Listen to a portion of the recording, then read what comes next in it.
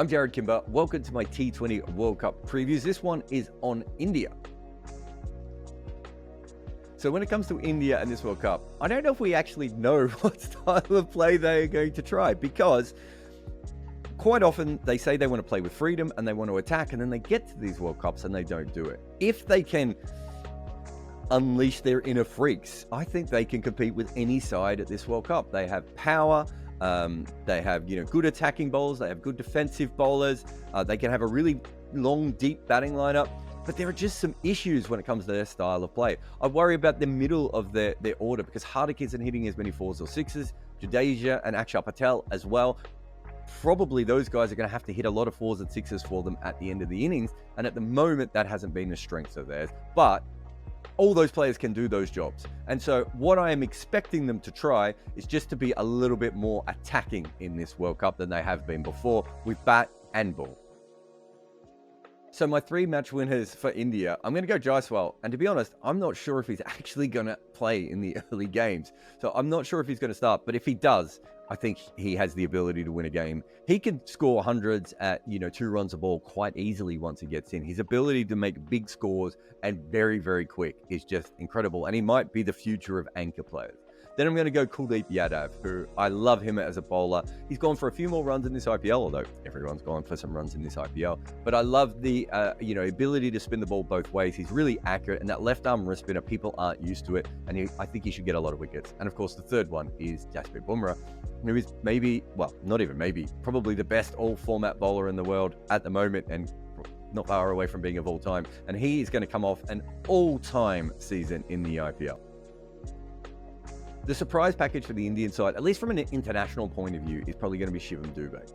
I'm pretty sure they're going to use him because they're going to want to attack the opposition spinners in the middle overs. They don't want to be in a situation like they were in the World Cup last time, where they were just knocking the ball around a little bit. Shivam Dube just absolutely crushes spin. He's coming off a very bizarre IPL where for the first 6 or 7 games he looked incredible, and then he started making first ball ducks over and over again, and got himself in terrible form by the end of the season. His last game, when Chennai needed him, it didn't particularly work. But Shivam Dube at his best can crush any spinner in the world. That's a hugely important thing for this Indian side.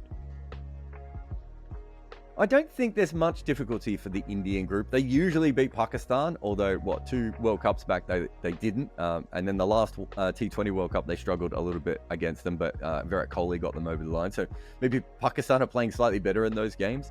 If they beat Pakistan, I don't think they'll have any issues. If they lose to Pakistan, the island game becomes very important. And where island can cause a problem for a team like India is just new ball wickets.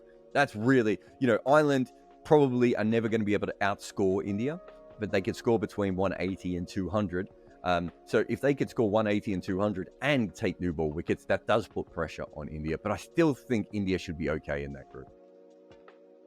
The biggest challenges for India is just the pressure, right? They don't play with the same amount of freedom. They do have a fear of failure in these tournaments, and it is building and building because, since 2013, they just haven't got over the line. And bilaterally, I would say they've been the best team in the world right across all 3 formats, right, at various times.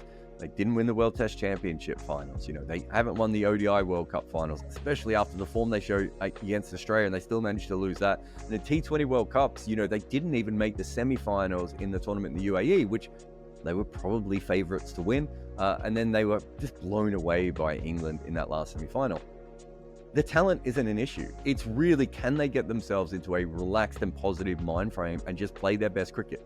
If they can do that, they can certainly win this tournament. For the first part of the tournament, they're playing in the USA. We don't know a lot about those pitches. We're assuming they're going to be quite flat. I think India will be absolutely fine on those. And then they have pace bowling and spin bowling, and when they get to the Caribbean, and that's what they will need. And they have guys who can hit spin, and they have guys who can hit pace, so they should be fine in the Caribbean on those variable wickets.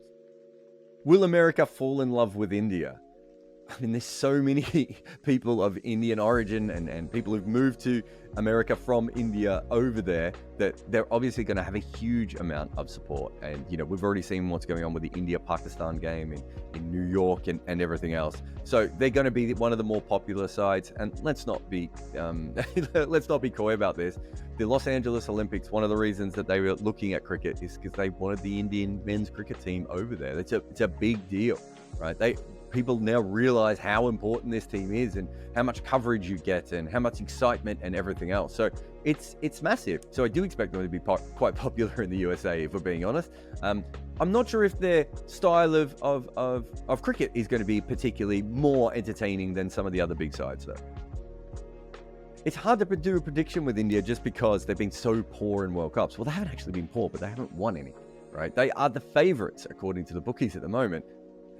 I'm not sure that I would have them ranked above Australia or England. I think as it currently stands, I still think they're a big chance of winning the tournament, but I might have them just in the top of the second tier with South Africa. Well, that's it from me on this T20 World Cup preview. Remember to like and subscribe and do all those things that talkSPORT Cricket wants you to do on this channel. We're going to have so much coverage of cricket here. If you're not subscribed, what are you doing with your life?